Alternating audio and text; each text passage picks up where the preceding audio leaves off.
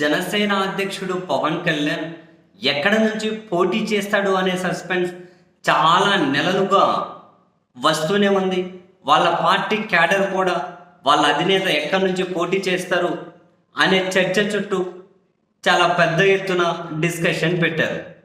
అయితే ఎట్టకేలకు భీమవరం నుంచి పోటీ చేయబోతున్నారు అని ఇక ప్రకటించడం ఒకటే తరువాయి అని చెప్పే నిర్ణయానికి అందరూ వచ్చేసిన సందర్భంలో ఈవెన్ పవన్ కళ్యాణ్ కూడా మొన్న భీమవరం వెళ్ళి తెలుగుదేశం పార్టీకి సంబంధించిన జిల్లా అధ్యక్షురాలు మాజీ రాజ్యసభ సభ్యురాలు ఆమె ఇంటికి వెళ్ళి టీడీపీకి 2 సార్లు అక్కడ ఎమ్మెల్యేగా పనిచేసినటువంటి ఆ వ్యక్తి ఇంటి దగ్గరికి వెళ్ళి బీజేపీ క్రమశిక్షణ కమిటీకి రాష్ట్ర అధ్యక్షుడు ఆయన ఇంటికి వెళ్ళి నేను ఇక్కడ పోటీ చేస్తున్నాను సహకరించండి అని చెప్పి అడిగేసి వచ్చారు. ఇంకా ప్రకటించేస్తారు అని చెప్పి అనుకున్నారు.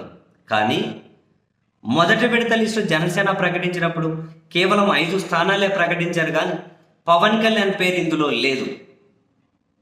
ఒక్కసారిగా క్యాడర్ కూడా అదేంటి అధినేత ఎక్కడి నుంచి పోటీ చేస్తారో కూడా చెప్పలేదు అని చెప్పి ఇంతకు భీమవరం నుంచి అయినా పోటీ చేస్తారా, లేకపోతే మళ్ళీ ఏమైనా నియోజకవర్గాన్ని మార్చుకునే ఆలోచన ఏమైనా చేస్తున్నారా అనే డిస్కషన్ జనసేన క్యాడర్లోనే ఓపెన్ అయింది.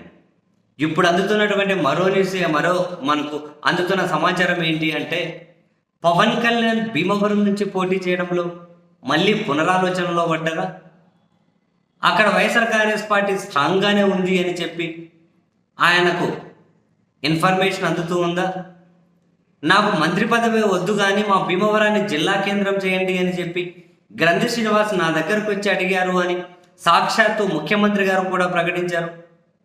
భీమవరం అభివృద్ధి కోసం గ్రంథి శ్రీనివాస్ బాగానే పనిచేశారు అనే పేరు అయితే ఉంది. అండ్ కాపు సామాజిక వర్గంలో బలమైన నాయకుడిగా ఉన్నారు, మాస్ ఇమేజ్ ఉంది, పోల్ మేనేజ్మెంట్ బాగా తెలిసిన వ్యక్తి, క్షేత్రస్థాయి వరకు కూడా ప్రతి ఒక్కరితోనూ పరిచయాలు ఉన్నాయి. కానీ పవన్ కళ్యాణ్ పరిస్థితి అలా కాదు. 2019లో భీమవరం నుంచి పోటీ చేసినప్పుడు పవన్ కళ్యాణ్ నేను ఓడినా గెలిచినా ఇక్కడే ఉంటా, మీతోనే ఉంటా, మీకోసమే ఉంటా అన్నారు. ఈ 5 ఏళ్లలో 2 సార్లు 3 సార్లు వెళ్ళొచ్చారు మొన్నటితో కలుపుకుంటే. మరి ఇప్పుడు నాన్ లోకల్ అనే ముద్ర పవన్ కళ్యాణ్ మీద పడిందా, గ్రంథి శ్రీనివాస్కు ఉన్నటువంటి లోకల్ అనే చరిష్మా మళ్ళీ ఎక్కడ గెలుస్తుందా అని పవన్ కళ్యాణ్ భయపడుతున్నారా, ఈసారి మళ్ళీ ఓడిపోతే రాజకీయంగా ఇక మనం పాఠం ముగిసినట్లే అని భయపడుతున్నారా?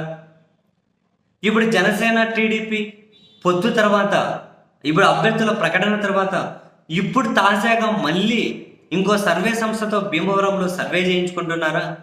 2-3 రోజుల్లో ఆ సర్వే నివేదిక మళ్ళీ పవన్ కళ్యాణ్ చేతికి వచ్చిన తర్వాత అప్పుడు తన నియోజకవర్గం మీద ఫైనల్గా ఒక నిర్ణయం తీసుకోబోతూ ఉన్నారా? ఒక రకంగా పవన్ కళ్యాణ్ ఆత్మరక్షణలో పడిపోయారా? భీమవరంలో టీడీపీ జనసేన శ్రేణులు కలిసి ఎంతవరకు పనిచేయగలుగుతాయనే అనుమానం పవన్ కళ్యాణ్లో వచ్చిందా? అసలు క్యాడర్ కూడా పవన్ కళ్యాణ్ సొంత పార్టీ నాయకులు కూడా అందుబాటులో ఉండరు అనే విమర్శలు ఎటు ఉన్నాయి. మనం చూసాం, యాడో అసలు జనసేన పార్టీకి జెడ్పీటీసీలు ఉండేది, అటువంటిది భీమవరం దగ్గర ఉన్నటువంటి వీరవాసం జెడ్పీటీసీ గుండా జయప్రకాష్ నాయుడు ఆయన ఒకసారి వాళ్ళ నాయకులను ఉద్దేశించారు, పార్టీ కోసం లక్షలు ఖర్చు పెడితే మాకే దిక్కులేదు ఆయన కలిసేకి, మిమ్మల్ని అడగలిపిస్తాము అని చెప్పి. ఇవన్నీ పవన్ కళ్యాణ్ క్యాడర్కి అందుబాటులో ఉండడు అనే సంకేతాలు పంపించినట్లే. వెరసి మొత్తం మీద పవన్ కళ్యాణ్ భయపడుతున్నారు. పోటీ చేయాలి అంటే ఎక్కడ పోటీ చేసిన జగన్ అస్త్రశస్త్రాలు ప్రయోగించినా నన్ను ఓడిస్తాడు అనే భయం వెంటాడుతూ ఉందా? భీమవరాన్ని కూడా ఇంకా సేఫ్గా ఫీల్ అవ్వలేకపోతూ ఉన్నారా? మరి ఇక పవన్ కళ్యాణ్ ఏం నిర్ణయం తీసుకుంటారు? మళ్ళీ ఒక సర్వే చేయిస్తున్నారు, ఆ సర్వే నివేదిక వచ్చిన తర్వాత మళ్ళీ ఏమైనా కనుక కన్ఫర్మ్ చేస్తారేమో చూద్దాం.